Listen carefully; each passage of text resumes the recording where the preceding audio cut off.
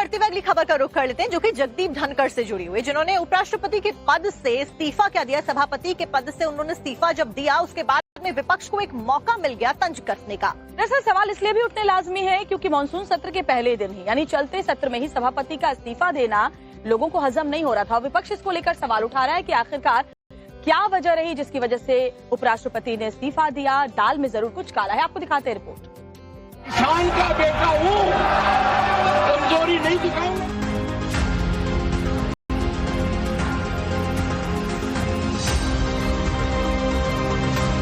सत्र के बीच अचानक जगदीप धनखड़ के उपराष्ट्रपति पद से इस्तीफा देने की बात किसी को पच नहीं रही है। कयासों का बाजार गर्म है, तमाम अटकलें लगाई जा रही हैं। विपक्ष को तो ऐसा लग रहा है जैसे बैठे बिठाए एक बड़ा मुद्दा हाथ लग गया है। धनखड़ के इस्तीफे पर विपक्ष की सहानुभूति यूं ही नहीं है। विपक्ष धनखड़ के इस्तीफे के बहाने सरकार पर तंज कसने से बाज नहीं आ रहा है। तभी तो संसद में विदाई भाषण और फेयरवेल न होने पर विपक्ष सत्ता पक्ष पर हमलावर है। कांग्रेस के वरिष्ठ नेता जयराम रमेश ने सोशल मीडिया प्लेटफॉर्म एक्स पर लिखा कि किसान पुत्र को सम्मानजनक विदाई तक नहीं दी गई। तो वहीं समाजवादी पार्टी के अध्यक्ष अखिलेश यादव ने कहा कि दाल में कुछ काला है, जो दिख रहा है वो नहीं है।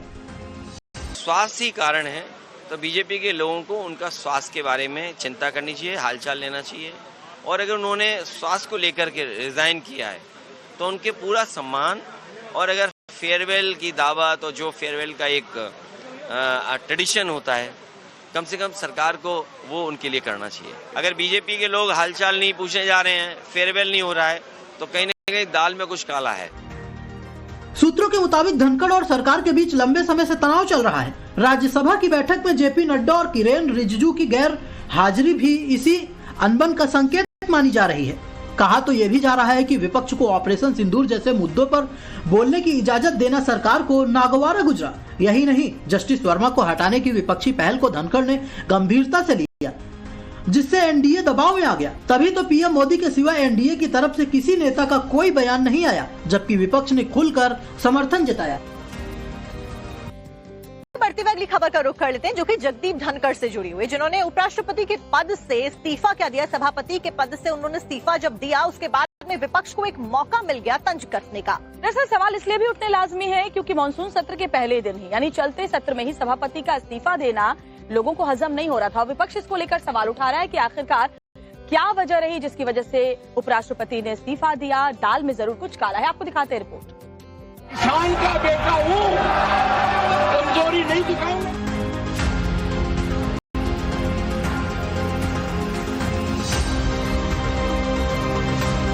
सत्र के बीच अचानक जगदीप धनखड़ के उपराष्ट्रपति पद से इस्तीफा देने की बात किसी को पच नहीं रही है। कयासों का बाजार गर्म है, तमाम अटकलें लगाई जा रही हैं। विपक्ष को तो ऐसा लग रहा है जैसे बैठे बिठाए एक बड़ा मुद्दा हाथ लग गया है।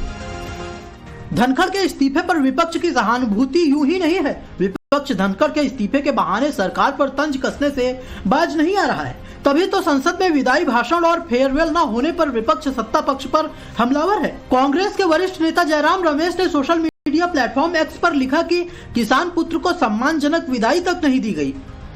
तो वहीं समाजवादी पार्टी के अध्यक्ष अखिलेश यादव ने कहा कि दाल में कुछ काला है, जो दिख रहा है वो नहीं है। स्वास्थ्य ही कारण है, तो बीजेपी के लोगों को उनका स्वास्थ्य के बारे में चिंता करनी चाहिए, हालचाल लेना चाहिए। और अगर उन्होंने स्वास्थ्य को लेकर के रिजाइन किया है तो उनके पूरा सम्मान, और अगर फेयरवेल की दावत और जो फेयरवेल का एक ट्रेडिशन होता है, कम से कम सरकार को वो उनके लिए करना चाहिए। अगर बीजेपी के लोग हालचाल नहीं पूछने जा रहे हैं, फेयरवेल नहीं हो रहा है, तो कहीं न कहीं दाल में कुछ काला है। सूत्रों के मुताबिक धनखड़ और सरकार के बीच लंबे समय से तनाव चल रहा है। राज्यसभा की बैठक में जेपी नड्डा और किरेन रिजिजू की गैर हाजिरी भी इसी अनबन का संकेत मानी जा रही है। कहा तो यह भी जा रहा है कि विपक्ष को ऑपरेशन सिंदूर जैसे मुद्दों पर बोलने की इजाजत देना सरकार को नागवारा गुजरा। यही नहीं, जस्टिस वर्मा को हटाने की विपक्षी पहल को धनखड़ ने गंभीरता से लिया, जिससे एनडीए दबाव में आ गया। तभी तो पीएम मोदी के सिवा एनडीए की तरफ से किसी नेता का कोई बयान नहीं आया, जबकि विपक्ष ने खुलकर समर्थन जताया।